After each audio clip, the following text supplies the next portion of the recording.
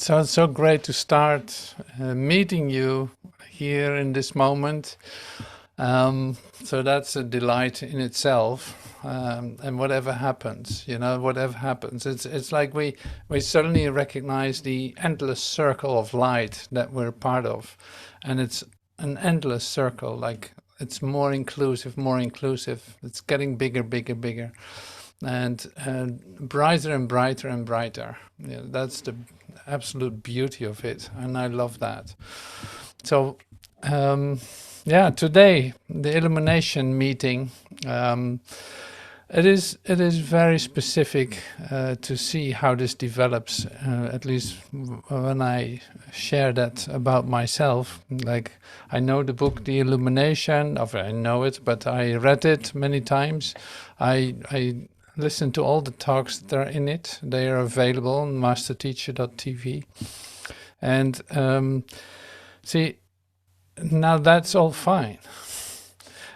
It is brand new, and it is a total discovery how this will evolve, how this will come to expression, is what I'm saying. So that's the exciting part to me, to see how this comes to expression through me. If I start to hear this, what it says again, or to pick up things that I never thought of before, or heard, but just it was like it was passing, as if the information was there, but I didn't do anything with it. Now suddenly it resonates with me, and I recognize parts in it that I'm like, whoa, this is so essential. I want to dive deeper into that. So, and then the trouble, the trouble starts then, because one thing after another comes to light. It's like, yeah, I want to know more about this. Let's check this out too. Like, oh, this is so beautiful. Look at how this can be like expressed. So it's like almost like an artist not knowing which color to pick to make his masterpiece complete. Like, everything would work, but now I have to make choices, and I have to say, like, okay, well, I cannot put everything on it, so give me a second, like, I have to make a selection in a certain sense. So then the selection comes, and then it's still like, well, it's still expanding. I look at it again, and then still it is expanding. And what I'm trying to say is, like, inspiration is inspiration. It's like a catalyst in itself. It enhances the chemical process that's taking place, the alchemical process that is taking place, you could say. It's really like this. And I love to be part of that, or see that happen while I prepare this. That's really totally cool. So beautiful to see that. So now, to start with the thing that, say, the last occurrence in this expanding meeting, in this expansion that we're sharing together, is then the idea of the endless circle of bright light, the endless circle of bright light. The chapter that we're looking at is The Bright Lights Are Heaven, chapter 9, I think it is, from the Illumination book. Like, not that I use literally this, but more like, okay, parts of it or ideas out of it I use to bring in a whole new way to expression for myself. And so the bright lights, that was fascinating to me to hear that. It was very inspiring to see what is coming when I start reading, for instance, the urtext of A Course in Miracles. And what happened was that in chapter 22 there's a section that I love to use in some kind of contemplation meditation that we can do right now. So I'm going to share some music with you, which was also like what came to me too in preparation for this class. So I'd love to share that with you, combined with the text from, say, the contemplation of chapter 22, the endless circle of bright light.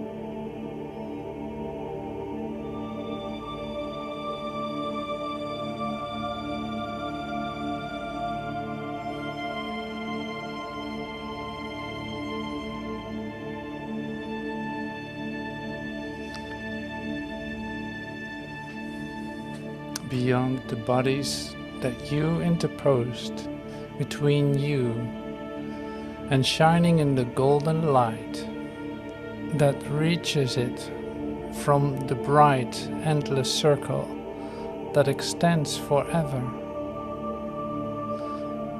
is your holy relationship, beloved of God, and holy as Himself.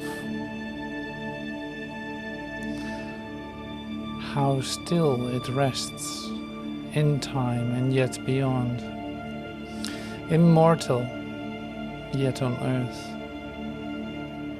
How great the power that lies in it. Time waits upon its will, and earth will be as it would have it be. Here is no separate will, nor the desire that anything be separate. Its will has no exceptions, and what it wills is true.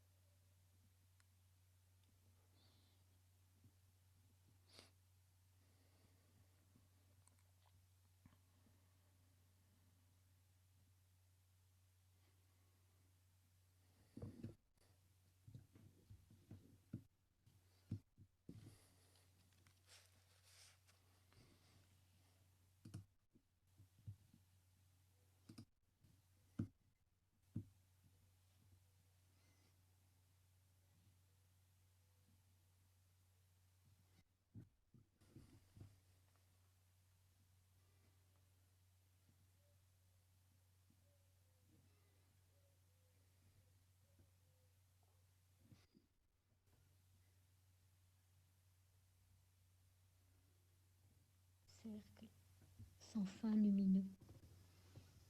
Au-delà des corps que vous avez interposés entre vous et brillant dans la lumière dorée qu'il atteint du cercle lumineux sans fin qui s'étend à jamais, et votre sainte relation, bien-aimée de Dieu et sainte comme lui-même,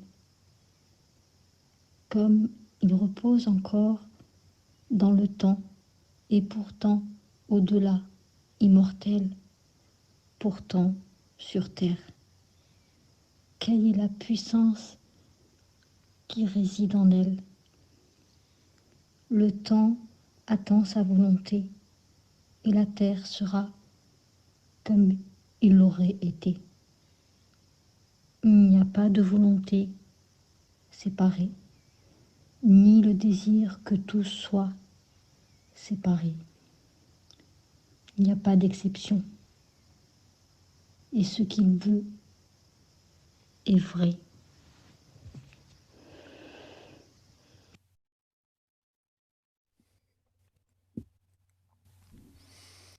Beyond the bodies that you interposed between you, and shining in the golden light that reaches it from the bright, endless circle that extends forever, is your holy relationship, beloved of God, and holy as Himself.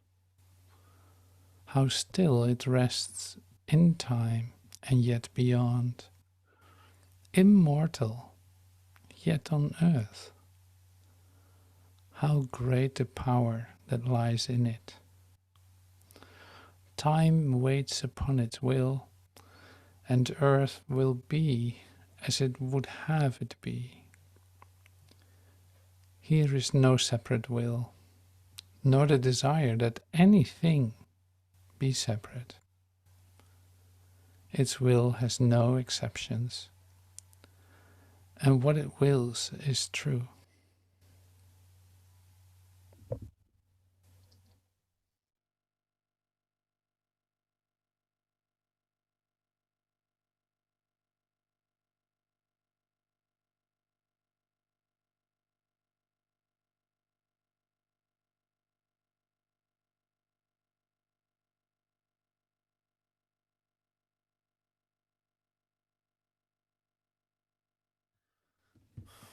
Thank you for this. Thank you. Thank you. Thanks, Michelle, too, for recording it in French. That's really lovely, too. Thank you for that.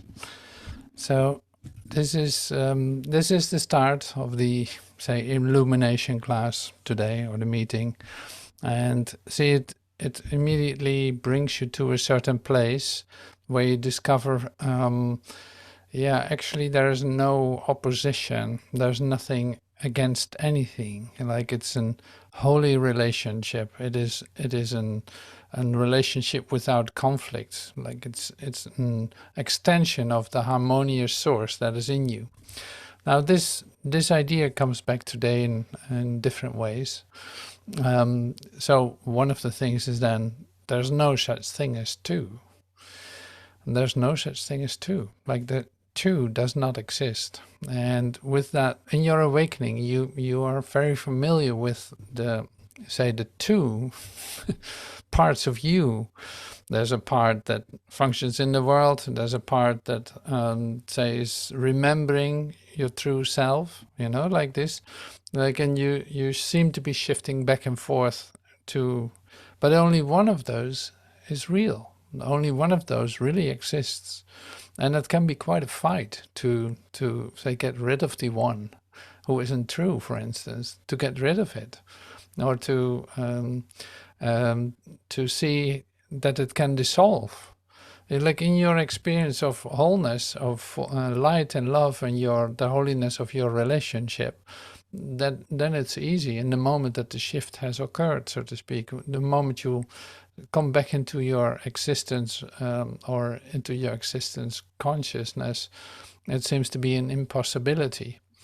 And see, that's kind of interesting. So there's nothing bad about it, but it's just a part of the, say, part of the process that you see occur. But the idea of two, that two is impossible, and that's going to come back later on too. So there's some expressions that I love to share about it. So that's one thing. And then, see, in order to say, bring yourself to wholeness, fullness, like, you cannot do that yourself, but it is more like you have been, as a human being, you've been adjusting yourself to the world and thinking you needed to be small in order to exist. And of course you have your little successes, but keep it simple, keep it low.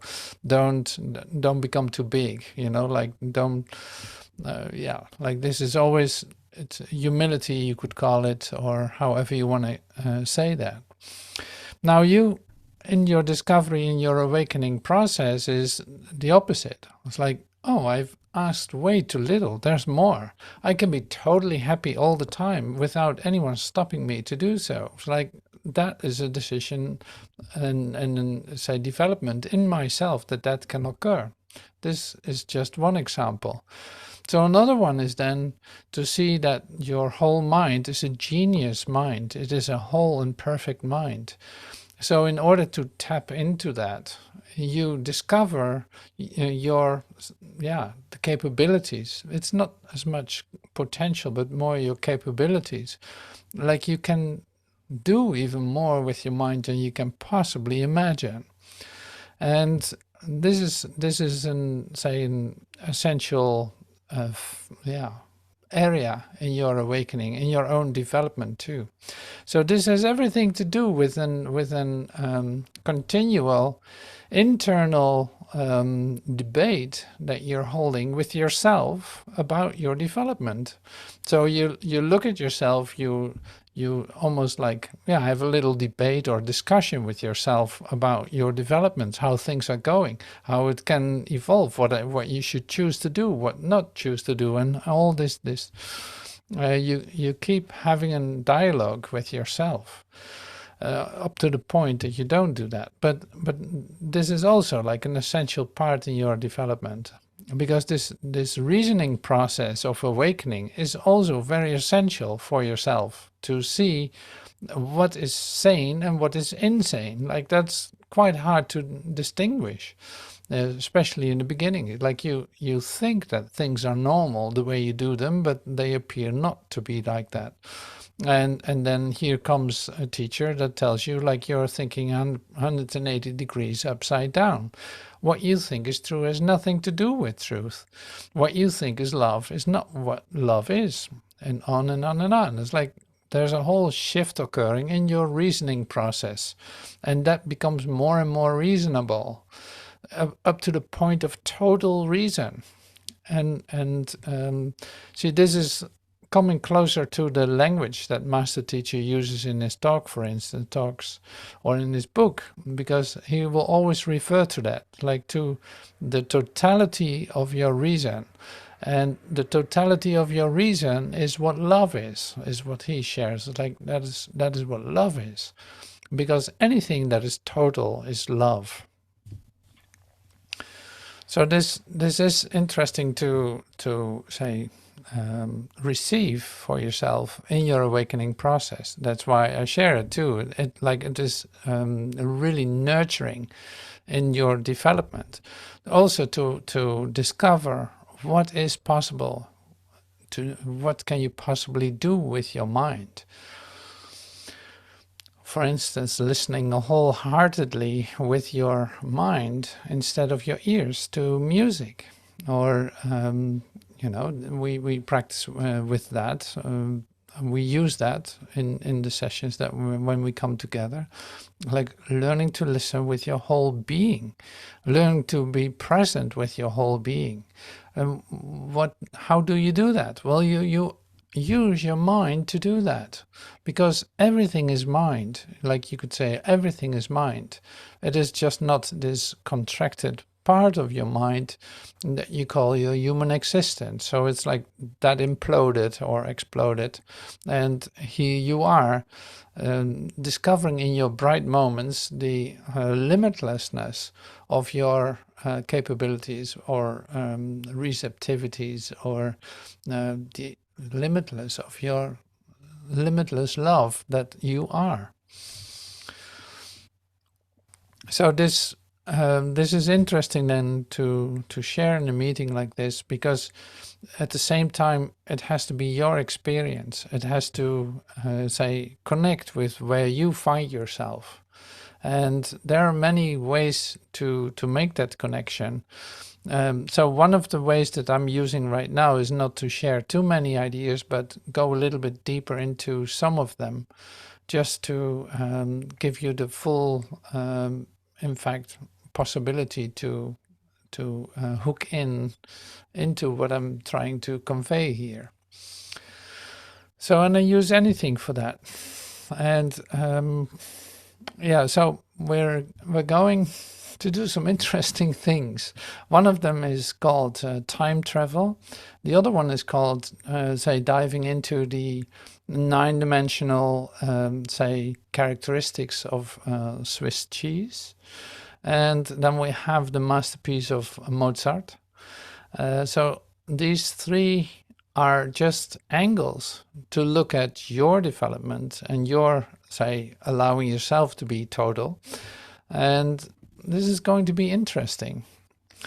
And oh yeah, the other part was then the idea of two. So there's no duality, where we love to say that, like duality has everything to do with two, with dark and light, and with poor and rich, and all this, and duality.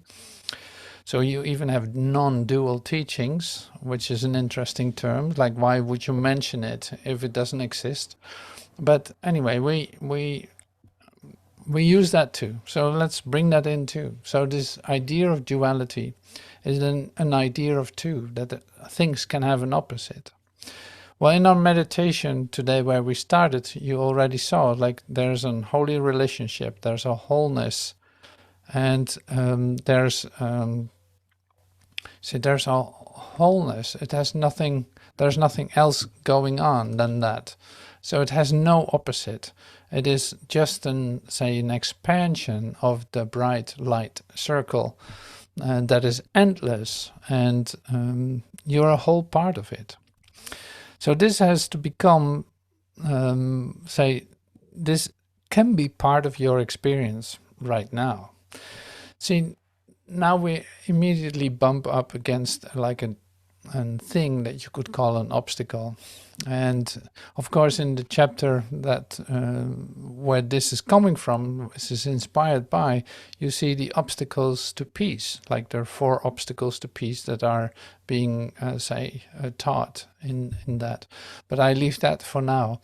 But what I actually meant with the obstacle is then you say like, well, I cannot go to come into a complete and whole experience of heaven right now, can I?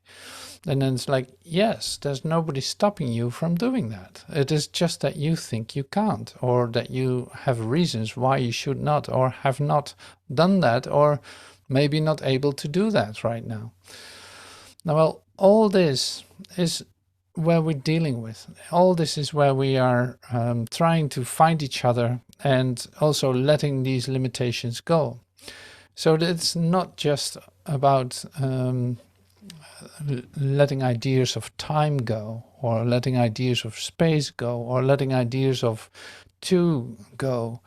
But you see, like, it is a total story. So in one single instant, this all comes together, and then it is whole, and you will never forget about it anymore. It's like that will make it all complete. So like the last piece is put in it, you see the wholeness of it, and that's something you cannot repeat. You know, you can't repeat that. You've seen it. It is whole. You saw it. And you could call that illumination if you want. It's like all the pieces fall together and you're a whole part of it. You're that. Okay, so continuing on this, interesting challenge to expand about this, and to get some kind of structure in this, I made sheets, but I also brought in some old, so-called old mystics that are actually very renewing. Like if you actually read what they say, it is like, if I could understand, if I really could get it, what he's sharing, yeah, I would have no questions. So it's so brand new what is there, that if I allow that to come to me, I'm changed forever. So, and I found 3 guys, so to speak. They're all men. I don't know why. So they're all men. So it's Meister Eckhart. I found Symeon, and so the new theologian, and there was Chin Tseng, the 3rd patriarch of Zen, who's going to share a little piece from their findings, but they are actually expressing this in a way that you have like, wow, totally mind-blowing. So 3 of those in one session is a lot. But luckily they're all referring to the same point. So it's not that you have to be confused about it or anything. No, just let yourself be bombarded with it. All right, so that's what I'm going to do right now.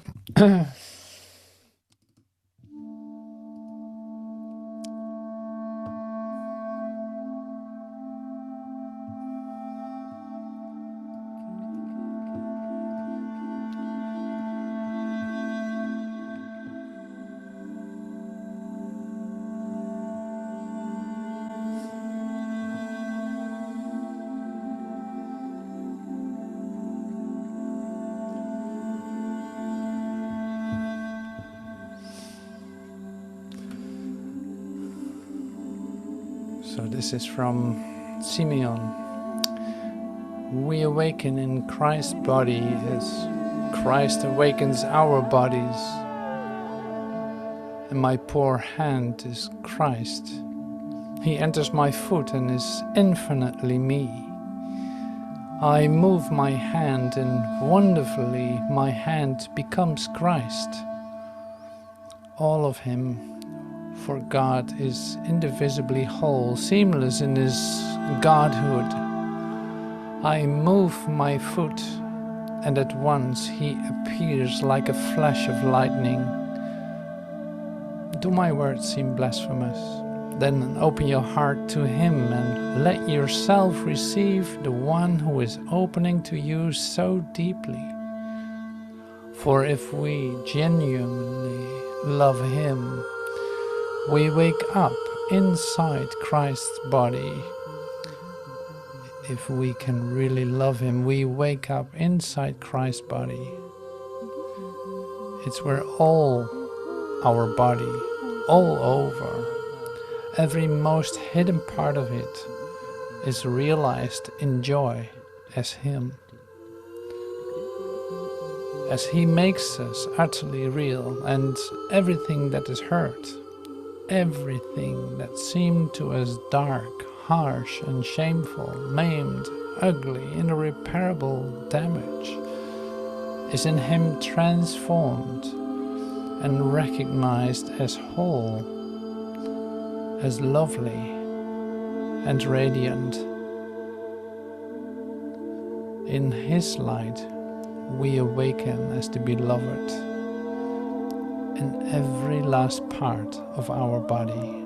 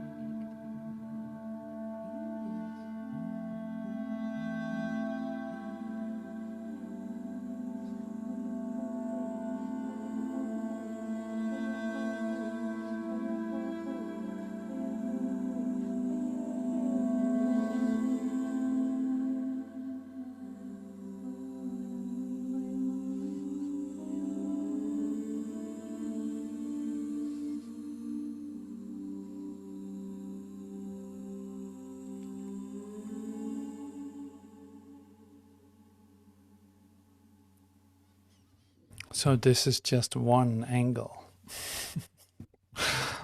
See, this is what I mean. It's like, yeah, I cannot even continue doing this. I cannot continue bringing up the next. So I have to wait a moment in order for that to happen. So it's like so much is given.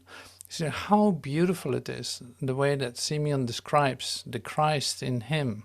It's like it's literally moving his body, it's looking through his eyes, it's touching, it is, when he put his foot down, it's like a lightning strikes.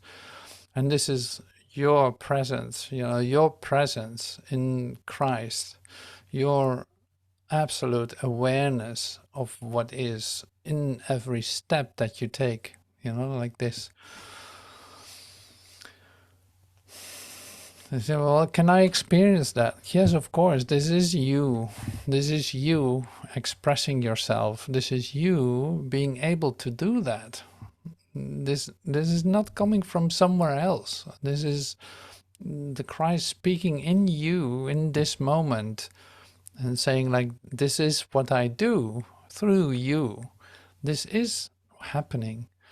Like that is what you can see.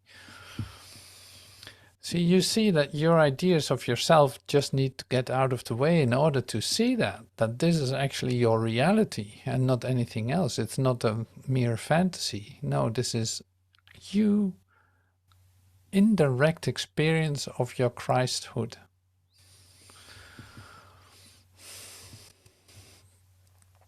So that's so beautiful to see that. Like,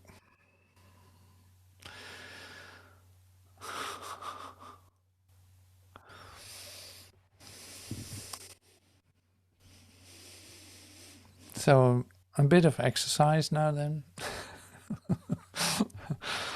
A bit of exercise now. So we're continuing with stretching our minds a little bit if necessary. And otherwise it's just fun to do so, is to getting ourselves into the explanation or imagination of 10 dimensions in 2 minutes. So that's nice too. So let's give that a shot. See what happens. Start with a point, 0 dimensions. Many points make a line, 1 dimension. Do any one of these 1D lines pass through every possible point? No. Other lines can be used to create a plane in 2 dimensions. From the 2nd dimension, the 3rd dimension is what you would jump through to instantaneously move from one position to another, or to move to a completely different 2-dimensional plane. Many planes make a space, 3 dimensions. Many frames of space make a world line, or some call this a Minkowski space, 4 dimensions. Do any one of these 4D world lines pass through every possible 3D frame? No. Other world lines can be used to create a probability plane in 5 dimensions. But for you and I, as creatures made out of 3D atoms and molecules, our 4D world line is constructed from 3D frames that are each 1 Planck unit apart, making the 5th dimension appear curled up at the Planck length from our perspective. But let's keep going. From the 5th dimension, the 6th dimension is what you would jump through to instantaneously move from one position to another, or to move to a completely different 5-dimensional plane. Many probability planes make a phase space representing all possible outcomes for a unique universe such as ours, 6 dimensions. Many different phase spaces representing different unique universes make a line in 7 dimensions. Do any one of these 7D lines pass through every possible 6D universe? No. Other lines can be used to create a phase plane of physical universes in 8 dimensions. From the 8th dimension, the 9th dimension is what you would jump through to instantaneously move from one position to another, or to jump to a completely different 8-dimensional phase plane. Many phase planes make an information space, 9 dimensions. By now, we are beyond the physical, dealing only with information patterns that describe general tendencies towards one kind of existence over another, or patterns that can't even be expressed as physical universes at all. And finally, perceiving of this 9D construct as a single ultimate ensemble takes our visualization to the 10th dimension, a single, timeless everything in 10 dimensions.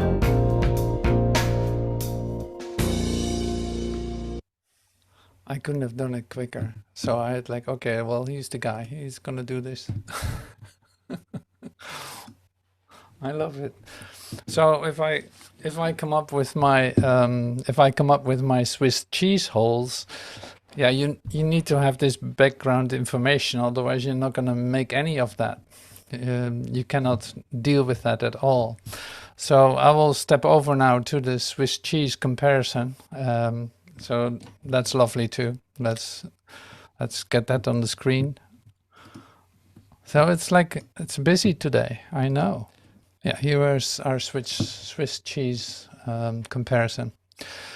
Think of time as a piece of Swiss cheese, 9-dimensional, and there are compartments of time, wormholes we call them, or black holes, going on at the same time in different thought form associations simultaneously. This is how you travel through time, incidentally.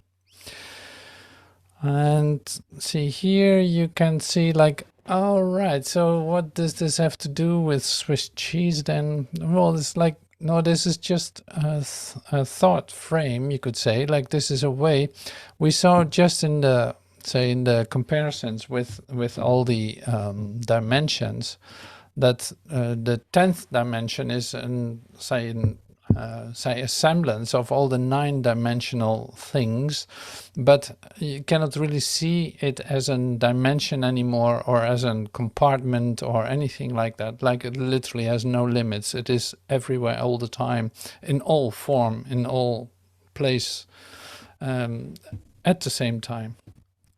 Now you say, like, well, that doesn't make sense to share this. What is this about? I have no idea what you're talking about. And see, the beautiful thing then of the mind stretch that just occurred in you is this. It's like, in order for you to think outside the 3-dimensional idea of yourself, you got used to that. Like you have moments of transcendence, or you have moments of light where you experience something beyond the frame that you used to. But see, this is a start, so that's great. So that's the start. But you see, with your whole mind, with your totality of reasonability, you can go beyond that too, up to the point of the 10-dimensional idea, as it was shared. And but the actual thing that I love to share is that is the ingredient, so to speak, of multidimensionalness. And the ingredient of that will help you to open your mind even further for different experiences of yourself. And it really works to say, be challenged in that way. So like I said in the beginning, like there's a reasoning process going on in you. There's also like a dialogue, you could say, and a dialogue that is shifting its interests in different directions and different fields too. And this is essential for you to expand your mind, because you come to the point where none of that suffices, and or you start to see that everything falls into place, like beyond your reasoning, beyond your understanding, and still completely experiential, like you can still experience it. That's the amazing thing. So it's like these exercises that we do then, or these, you could say, like thought experiments that we do, reasoning experiments, will help to expand your mind, to get yourself off of the idea that you can think in a 3-dimensional way. Like that is not the way to get out of the 3-dimensional plane. So and on and on and on, like the other dimensions as well. So that's why this can be really revealing to you, by just taking time to maybe to take another look at it, or allow this change to occur, that you say, like, okay, yeah, my reference point is completely off, because I'm still thinking about myself as a 3-dimensional being in a time-space continuum. Like that is not what I am, and I will never discover myself there. I will never find myself there. So this is then the challenge, or the invitation, to go beyond it and allow yourself to not control the dimensional thinking and press it in, or compromise and contract it into a 3-dimensional setup. So how much fun it is to come into a 10-dimensionalness. Why not? Like, how would that feel? You can at least ask yourself, how would that feel to be everywhere all the time, without limits, and without any concern about it altogether?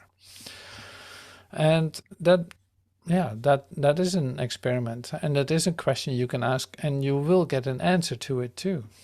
So this mind expansion is just a great exercise to come deeper into your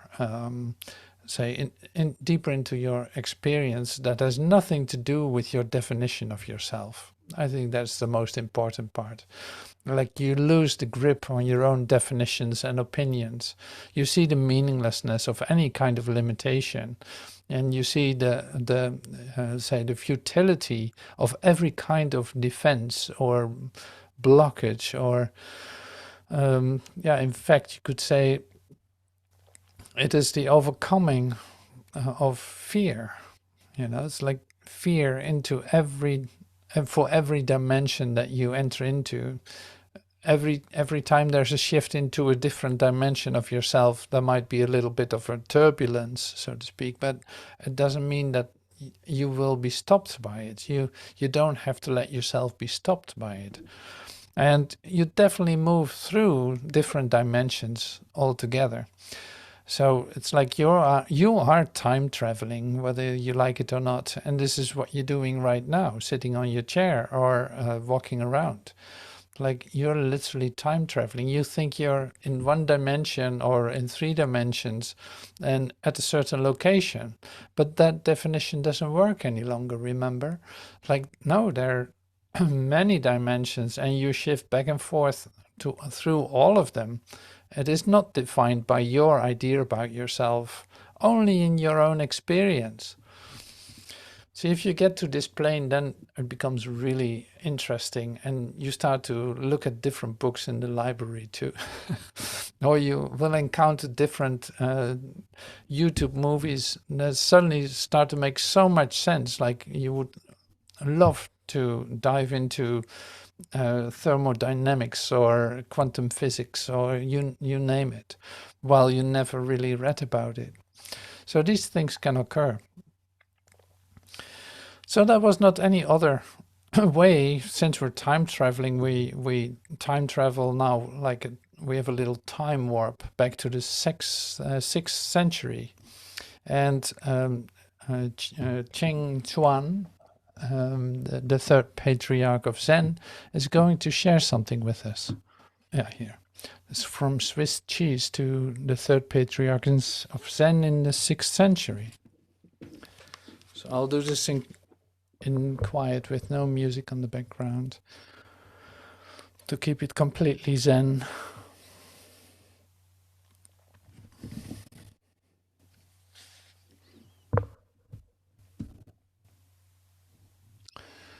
No matter when or where, enlightenment means entering truth.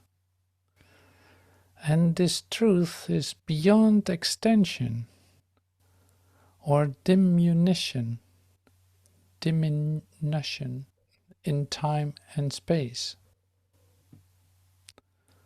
It is a single thought. A single thought is 10,000 years. Well, there you go. Emptiness here, emptiness there. But the infinite universe stands always before your eyes. Infinitely large, infinitely small. No difference, for definitions have vanished and no boundaries are seen. So too with being and non-being. Don't waste time in doubts and arguments that have nothing to do with this. One thing, all things, move among and intermingle without distinction. To live in this realization is to be without anxiety, see, beyond fear, about non-perfection.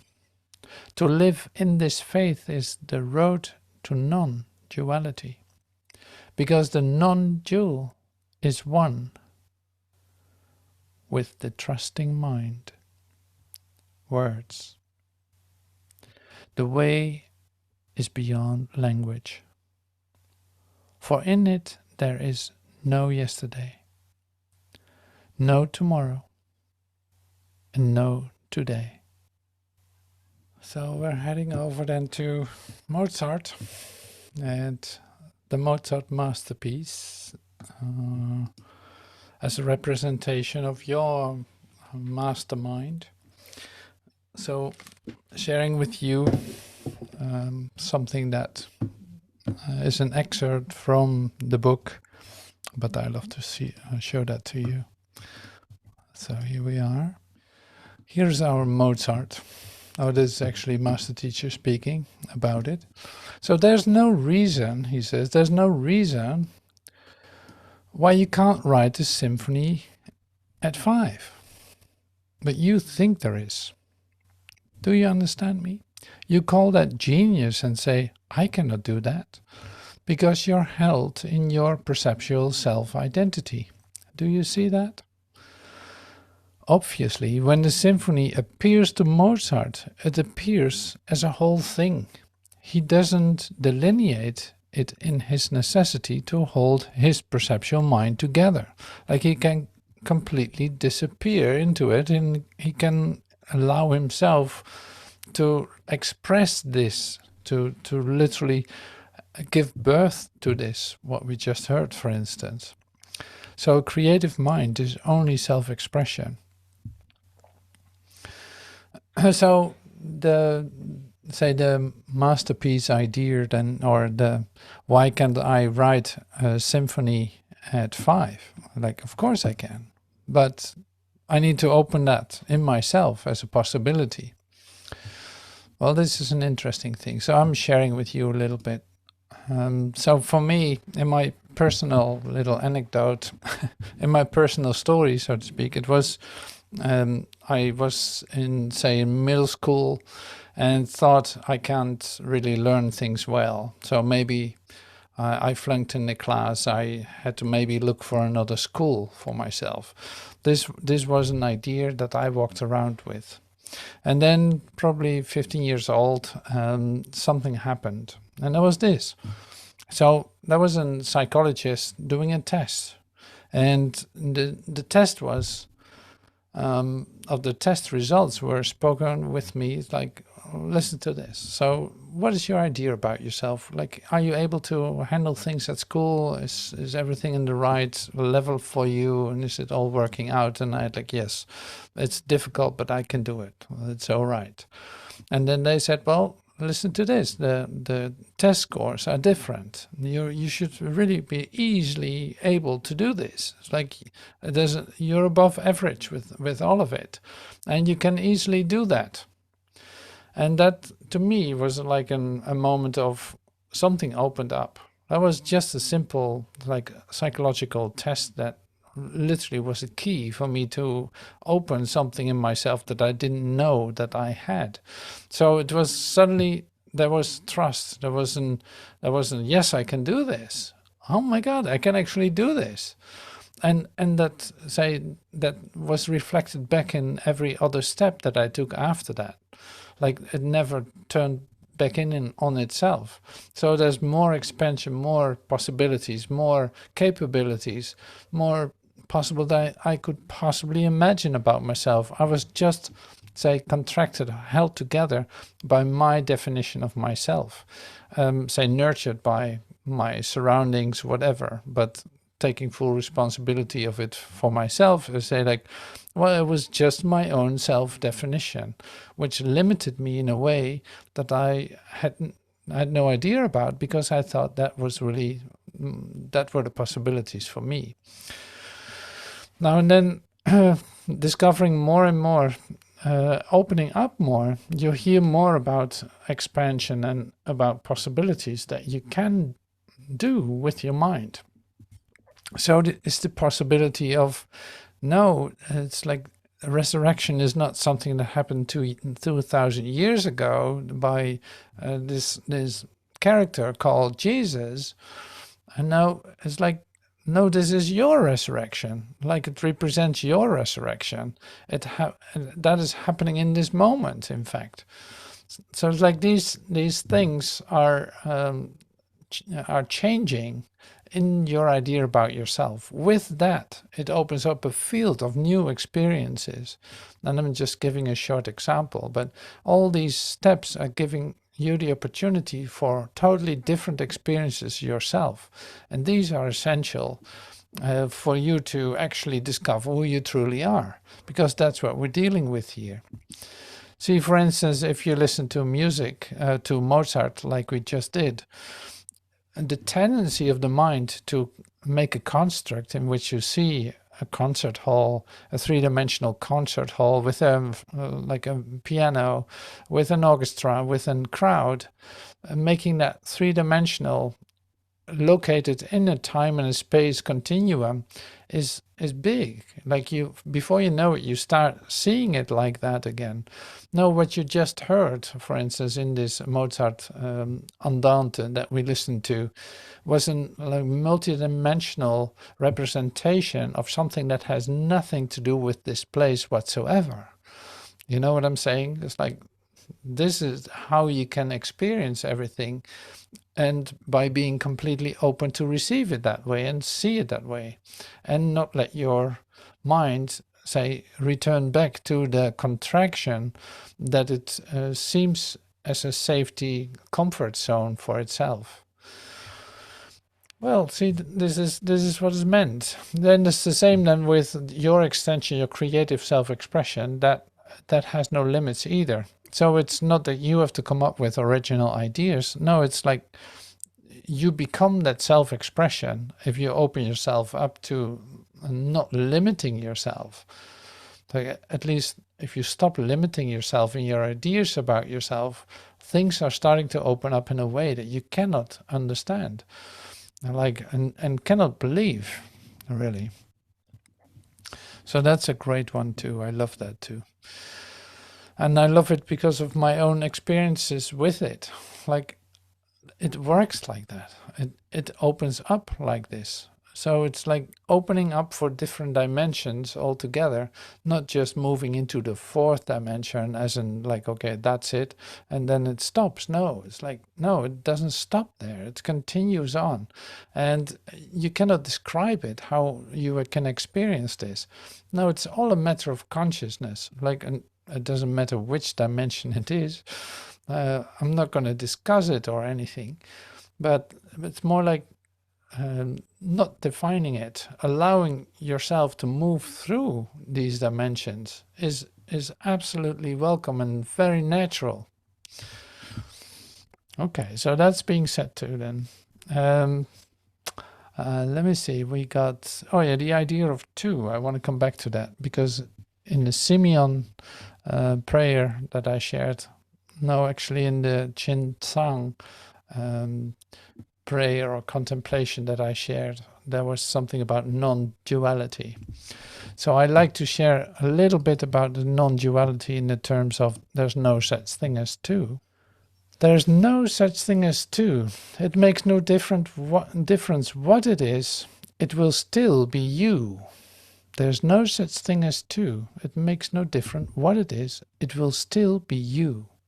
The acceptance of that must force you into non-guilt association with yourself.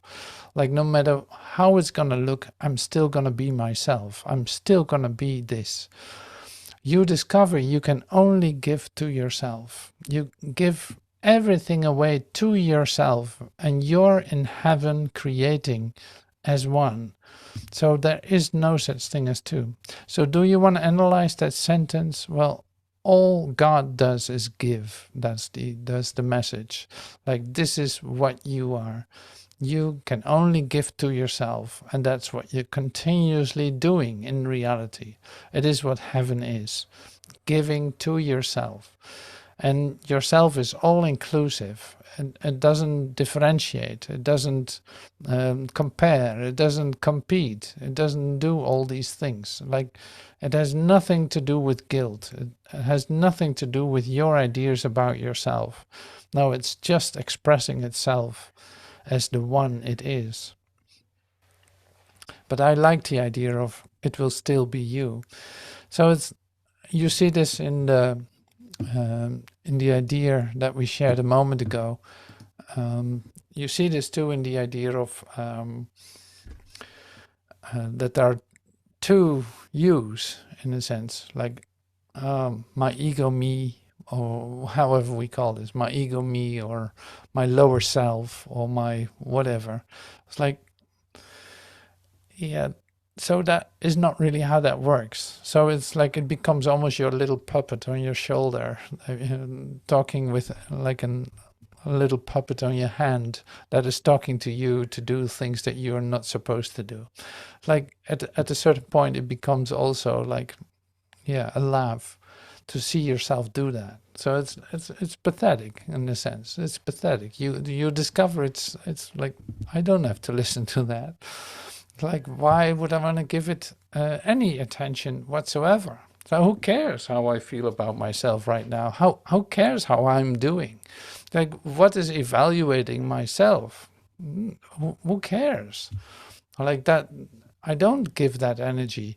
I'm the pure self-expression, say, of the Christ in me. That is living through me. I want to completely, wholly discover what that means and how that feels and how that is. This is my occurrence. This is my awakening. Seeing that there is nothing else. There's no duality. There's no two. No, there's only continuously a giving to myself. That's the occurrence.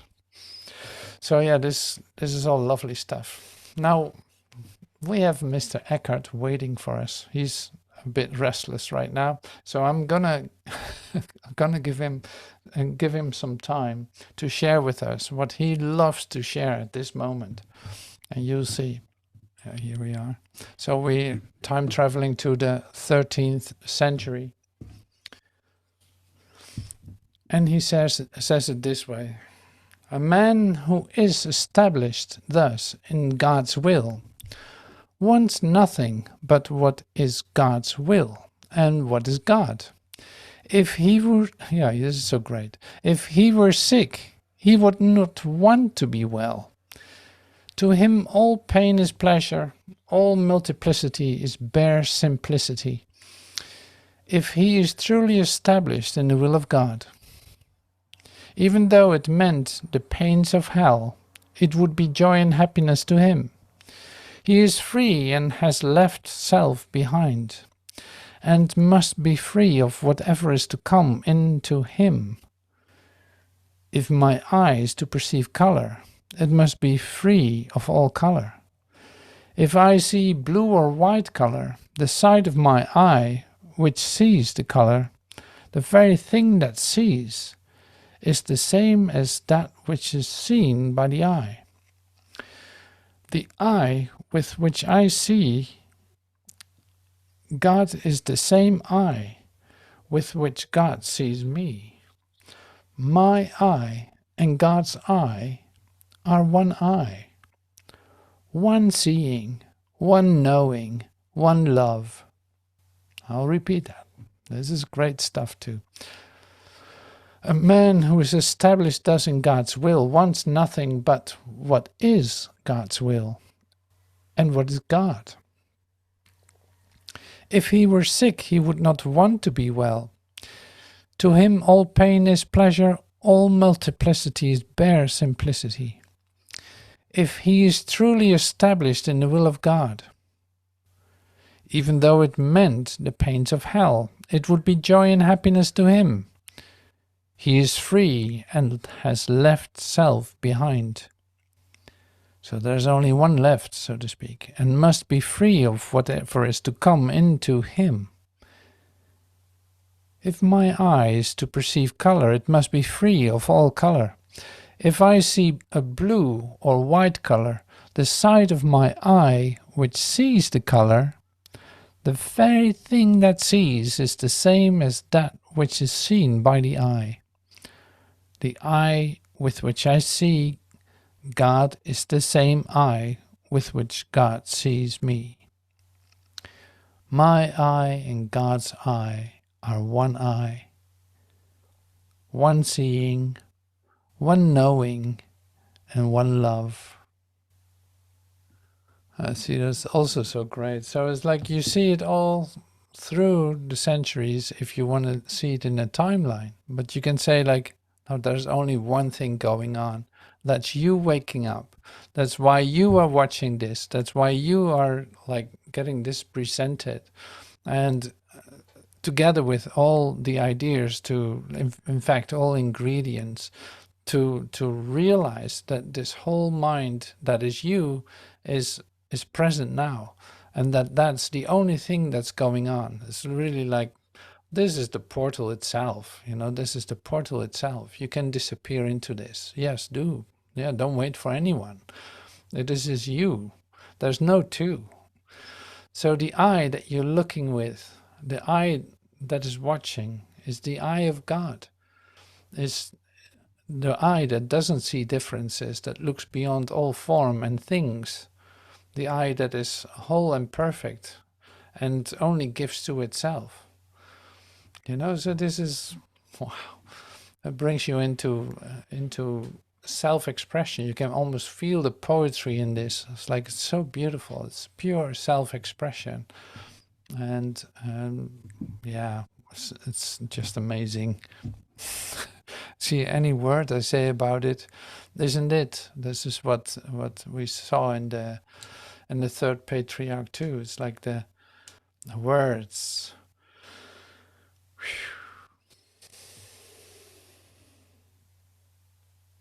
So words, I'm not going to tell you this. So this is beautiful. This is beautiful.